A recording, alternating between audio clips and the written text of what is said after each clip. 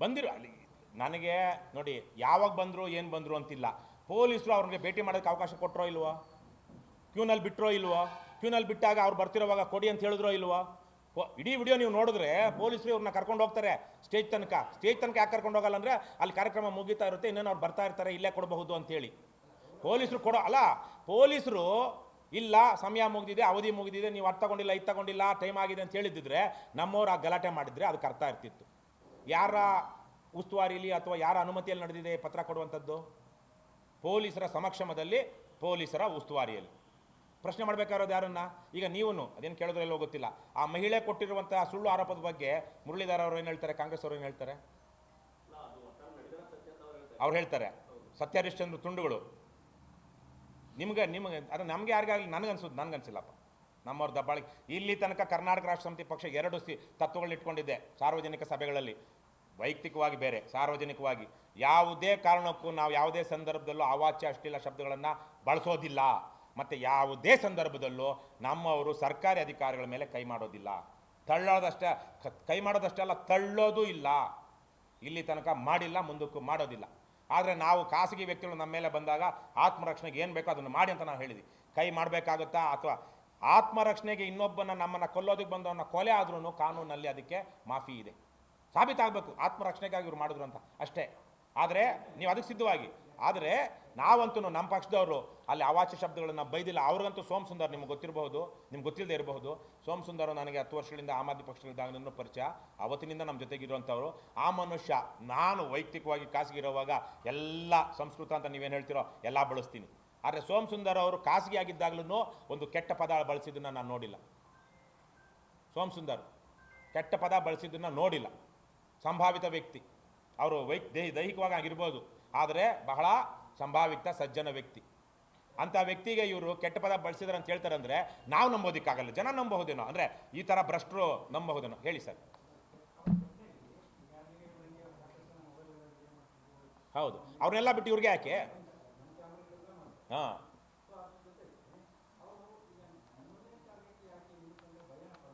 Correct, ಒಳ್ಳೆ ಪ್ರಶ್ನೆ. KRS ಯಾವ ರಾಜ್ಯದ ಇಲ್ಲಿ ತನಕ ನಮಗಿದ್ದ ನಂಬಿಕೆ ಏನು? ಖದೀಮ ಪೊಲೀಸರಿಗೆ, ಭ್ರಷ್ಟ ಅಧಿಕಾರಿಗಳಿಗೆ ಲೈವ್ ವಿಡಿಯೋನೋ ನೋಡಿದ್ರೆ, KRS ಪಕ್ಷದ T-ಶರ್ಟ್ ನೋಡಿದ್ರೆ ಭಯ ಅಂತ. ಆದರೆ ಪರಮೇಶ್ವರ್ ಅವ್ರಿಗೂ ಇದೆ ಅಂತ ನನಗೆ ಗೊತ್ತಿರಲಿಲ್ಲ. ರಾಜಕಾರಣಿಗಳಿಗೂ ಈ ಮಟ್ಟಕ್ಕೆ. ಯಾಕಂದರೆ ಇವತ್ತಿನ ಸಂದರ್ಭದಲ್ಲಿ ಪ್ರಾಮಾಣಿಕವಾಗಿ ಹೇಳಬೇಕು ಅಂದರೆ ಕರ್ನಾಟಕ ರಾಷ್ಟ್ರ ಸಮಿತಿ ಪಕ್ಷದ ಬೆಂಬಲ ಏನಿದೆ ಅದು ಇನ್ನೂ ಓಟಾಗಿ ಪರಿವರ್ತನೆ ಆಗಿಲ್ಲ, ವಾಸ್ತವ. ಯಾಕಂದರೆ ನಾವು ಹಣ ಹಂಚ್ತಾ ಇಲ್ಲ, ಎಂಡ ಕೊಡಿಸ್ತಾ ಇಲ್ಲ, ಬೇರೆ ಥರದ ಹಂಚಿಕೆ ಮಾಡ್ತಾ ಇಲ್ಲ. ರಾಜಕಾರಣಿಗಳಿಗೂ ಇವತ್ತು KRS ಪಕ್ಷದ ಬಗ್ಗೆ ಈ ಥರಕ್ಕೆ ಅಲ್ಲಿ 10 ಜನ ಮಾಡ್ತಾ ಇದ್ರು. ಒಬ್ಬ T-ಶರ್ಟ್ ಹಾಕಿದ್ದಂಥ ವ್ಯಕ್ತಿ ವಿಡಿಯೋ ಮಾಡ್ತಿದ್ದನ್ನು ನೋಡಿ ಪರಮೇಶ್ವರ್ ಅವ್ರಿಗೆ ಏನು ಉರಿ, ಏನು ತುರಿಕೆ? ನೀವು ಹೇಳಬೇಕು. ಎಲ್ಲಿ, ಯಾವಾಗ? ಅದಾದ ಮೇಲೆ ಹೇಳಿದ್ದೀವಿ. ಇಲ್ಲಿ ತನಕ ನಾನು ನೆಪೋ ಕಿಡ್ ಅಂತ ಬಳಸೇ ಇರಲಿಲ್ಲ. ಹೌದು,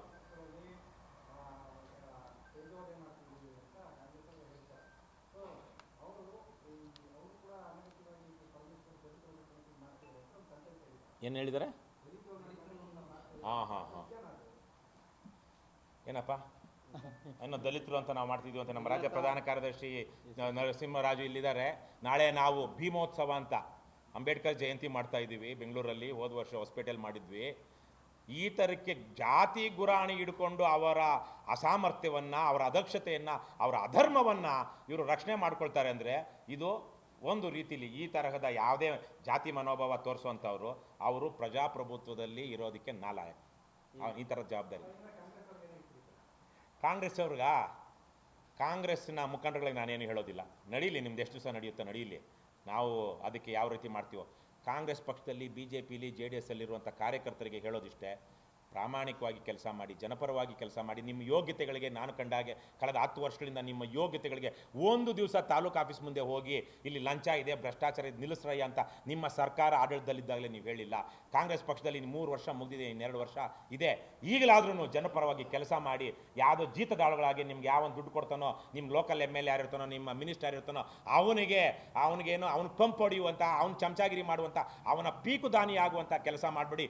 ಸ್ವಾಭಿಮಾನಿಗಳಾಗಿ ಸ್ವಾಭಿಮಾನಿಗಳಾಗಿ ಒಳ್ಳೆಯ ರಾಜಕಾರಣ ಪರಮ ಪವಿತ್ರವಾದದ್ದು, ಒಳ್ಳೆಯ ರಾಜಕಾರಣಿಗಳ ಥರ ನಡ್ಕೊಳ್ಳಿ. ಅದು ಬಿಟ್ಟು ದಲ್ಲಾಳಿಗಳ ಥರ ನಡ್ಕೊಳ್ಬೇಡಿ. ಯಾರ್ಯಾರ್ದೋ ಭ್ರಷ್ಟರಿಗೆ ತಲೆ ಹಿಡಿಯುವಂಥ ಕೆಲಸ ಮಾಡಬೇಡಿ. ಪ್ರಾಮಾಣಿಕವಾಗಿರಿ, ನ್ಯಾಯಬದ್ಧವಾಗಿರಿ.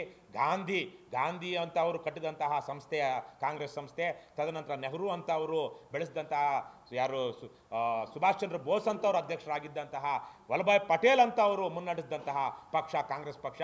ಅಂತಹ ಪಕ್ಷಕ್ಕೆ ನಿಮ್ಮ ನೆಪೋ ಕಿಡ್ ರಾಹುಲ್ ಗಾಂಧಿ ನೋಡಿಕೊಂಡು, ನೆಪೋ ಕಿಡ್ನ ಅಪ್ಪ ಆಗಿರುವಂಥ ಸಿದ್ದರಾಮಯ್ಯ ನೋಡಿಕೊಂಡು, ನೆಪೋ ಕಿಡ್ ಆಗಿರುವಂತಹ ಪರಮೇಶ್ವರ್ ನೋಡಿಕೊಂಡು, ಇನ್ಯಾವುದೋ DK ಶಿವಕುಮಾರ್ ಇಂಥವ್ರು ನೋಡಿಕೊಂಡು ನೀವು ಪಕ್ಷ ಕಟ್ತೀರಾ? ಆ ಪಕ್ಷಕ್ಕೆ, ಅಂಥ ಪಕ್ಷಕ್ಕೆ ನೀವು ದುಡಿಯೋದು ಯಾರು ದುಡಿದಾಗ ಯಾವುದೊಂದು ಗುಲಾಮ್ಗಿರಿ ಮಾಡ್ದಂಗೆ. ಒಂದು ಕಡೆ ಅಂಧಭಕ್ತರು, ಇನ್ನೊಂದು ಕಡೆ ಗುಲಾಮರು. ನಮ್ಮ ರಾಜಕೀಯ ಇವತ್ತು ಈ ಮಟ್ಟಕ್ಕೆ ಬಂದಿದೆ, ರಾಜಕೀಯ ಕಾರ್ಯಕರ್ತರು ಅನ್ನುವಂಥದ್ದು. ಅದನ್ನು ಬಿಡಿ. ನೀವು ಯಾವುದೇ ನಿಮ್ಮ ಪೊಳ್ಳು ಬೆದರಿಕೆಗೆ ನಾವು ಹೆದರೋದಿಲ್ಲ. ಅದೇ ಕಾರಣಕ್ಕಾಗಿಯೇ ನಮ್ಗೆ ಇವತ್ತೊಂದು ಏನೋ ಪ್ರಕೃತಿ ಇವತ್ತಿನ ಸಂದರ್ಭದಲ್ಲಿ ದೇಶ ಕಾಲ ನಮಗೊಂದು ಸಹಾಯ ಮಾಡಿದೆ. ಒಂದು ಫೇಸ್ಬುಕ್ ಲೈವು, ಒಂದು ವಿಡಿಯೋ ರೆಕಾರ್ಡು.